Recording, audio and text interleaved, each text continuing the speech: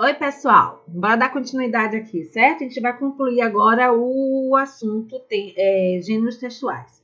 Na última aula, a gente falou que a gente produz gêneros textuais o tempo todo, né?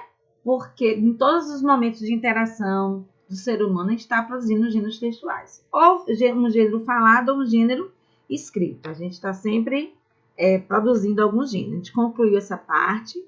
E aí, eu trouxe para vocês aqui. Olha. Todas as realizações linguísticas se fazem com o uso dos gêneros. O que é realização linguística? Quando você usa a palavra, quando você constrói a sua fala ou constrói a sua escrita. Toda essa realização linguística todas essas realizações se fazem com o uso dos gêneros. Tivemos exemplos da conversa telefônica, aqueles 3 gêneros que eu botei nos slides anteriores. Eu botei um exemplo de uma conversa telefônica, de um poema, de um verbete de dicionário. Na verdade, atualmente são quase incontáveis os gêneros que circulam na sociedade. Ou seja, identificar quantos tipos textuais existem, gente, é fácil. A gente pode classificar até 9. Desses 9, a gente foca principalmente 5, que a gente já trabalhou, os tipos textuais. E quando fala em gêneros textuais, identificar, contabilizar quantos gêneros a sociedade produz é difícil, porque são muitos gêneros. Aí eu trouxe aqui para vocês alguns mais que vocês são mais familiarizados. A aula, a carta, o telefonema, receita culinária, notícia, seminário, que a gente produz muito na escola, tirinha, que aparece muito nos livros didáticos, poema também, bastante.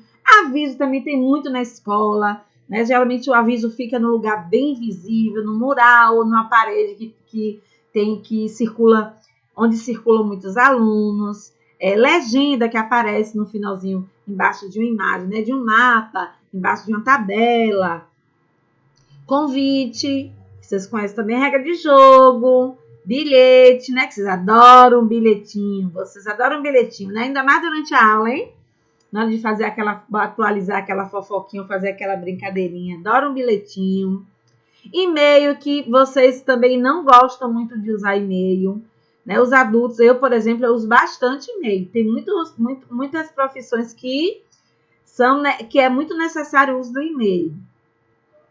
A bula, né, que é de remédio, vocês também não gostam de ler bula, não é? Eu adoro, eu sempre gostei de ler bula. Desde pequeno eu gostava de ler bula de remédio. E aí, vamos seguir aqui as orientações. Cada gênero de texto possui especificidades que os diferenciam dos demais. O que são especificidades? Características próprias. E apesar das semelhanças entre alguns. Prova disso é o fato de reconhecermos e diferenciarmos quase que imediatamente um bilhete de um e-mail.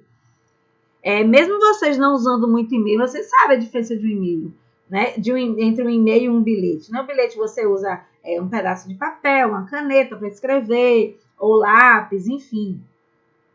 Você pode deixar um bilhete na porta da geladeira. O e-mail não, você vai botar e-mail na porta da geladeira? Não, né? Pode até imprimir depois.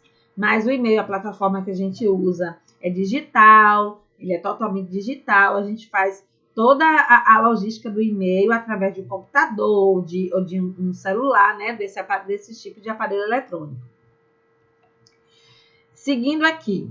Os gêneros de texto nascem das necessidades sociais com o uso da língua para a comunicação. Foi o que eu falei antes. A gente precisa se comunicar, né? Nós, seres humanos, temos essa particularidade. A gente precisa se comunicar, a gente estabelece comunicação o tempo todo.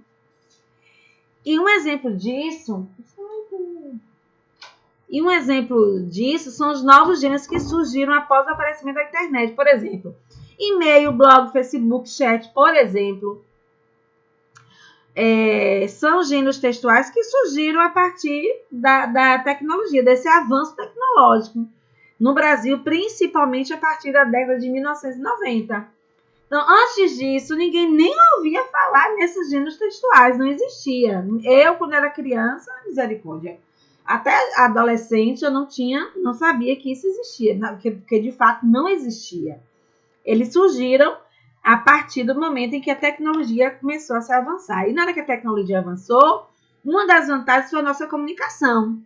A nossa comunicação ficou muito mais facilitada a partir desses novos meios tecnológicos, certo?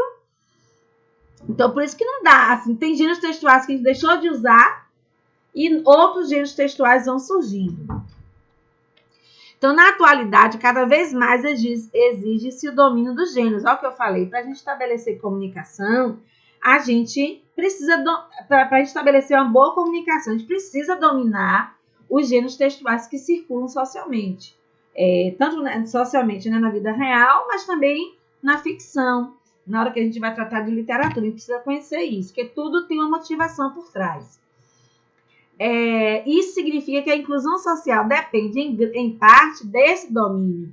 Né? Tem pessoas que têm dificuldade de ir no banco para lidar com o autoatendimento, né? Porque é com vergonha, tem medo de errar, então não tem experiência.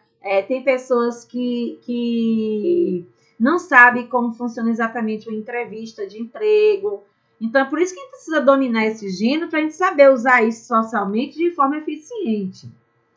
Então, desse modo, é importante saber como os gêneros de texto se organizam, bem como quais são as características específicas da maioria dos gêneros com os quais temos maior contato. Por isso, a importância de conhecer os gêneros textuais.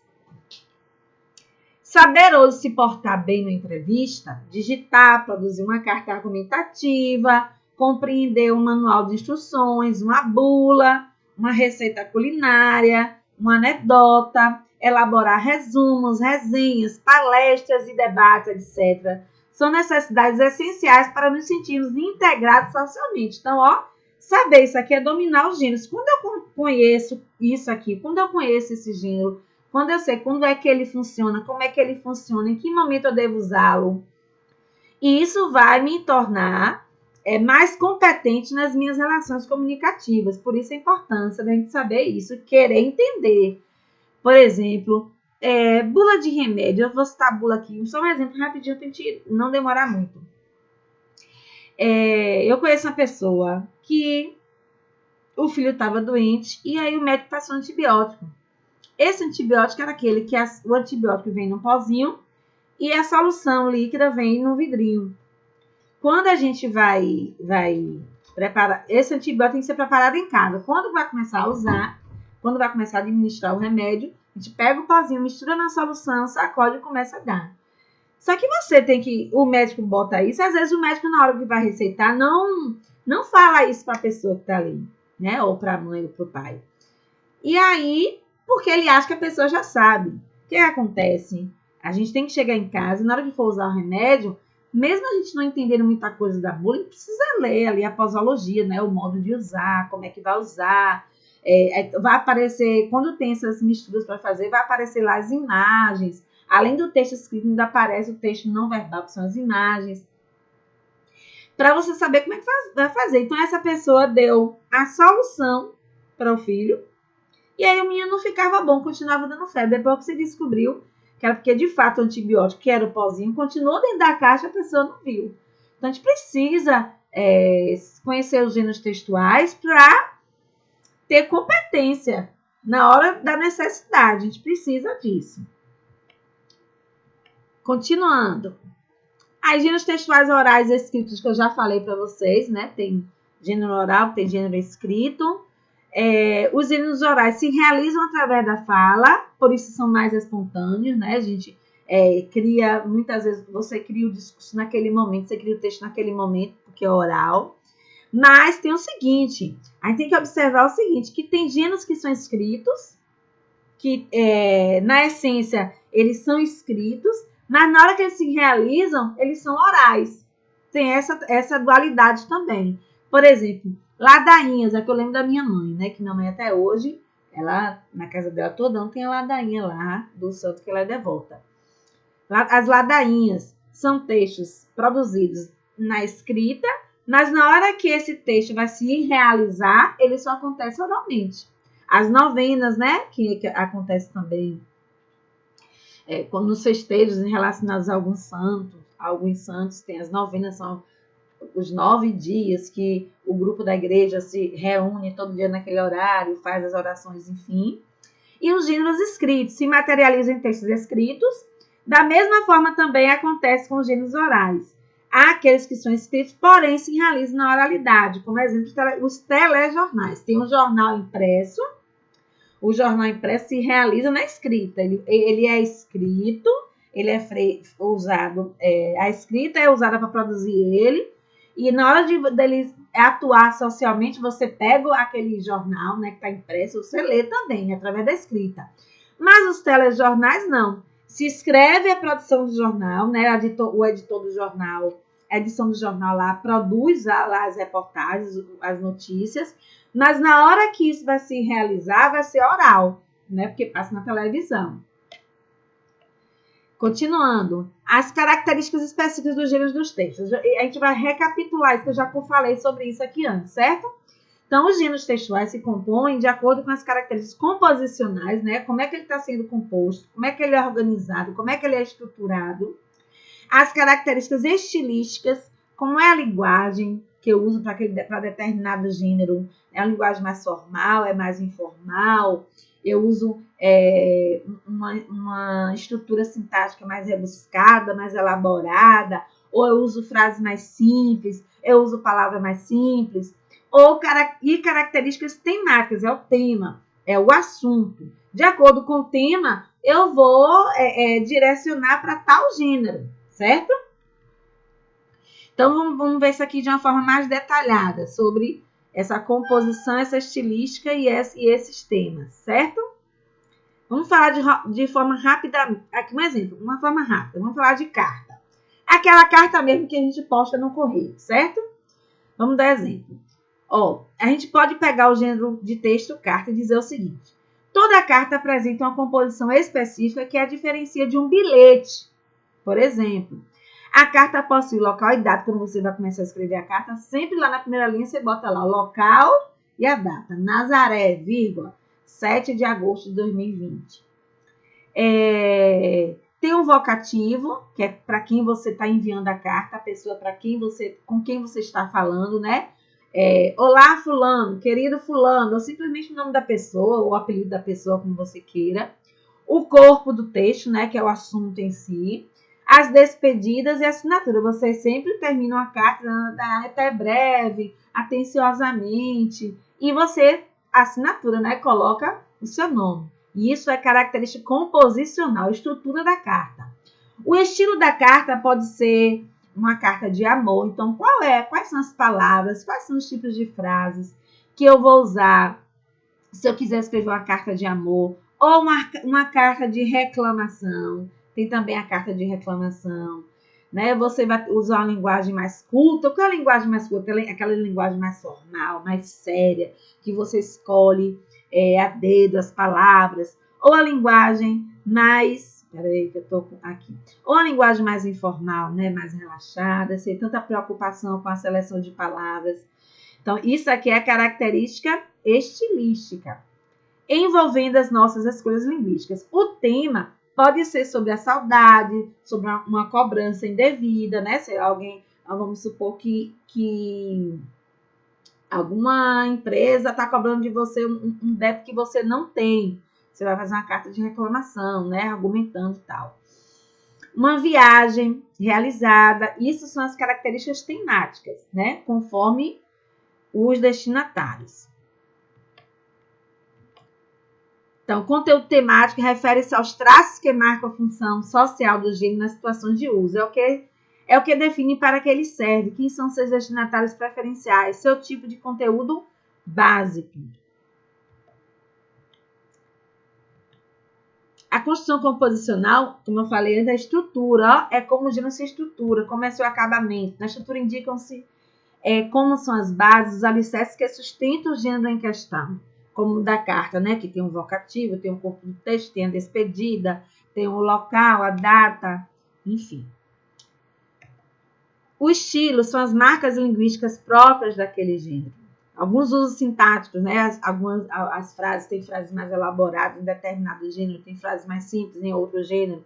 As escolhas lexicais, as escolhas das palavras, que tipo de enunciado eu vou escolher, o tipo de palavra, se tem que ter cuidado para não ser agressivo, para não ser também muito melancólico, enfim. Então, a gente tratou aí das características composicionais, estilísticas e temáticas.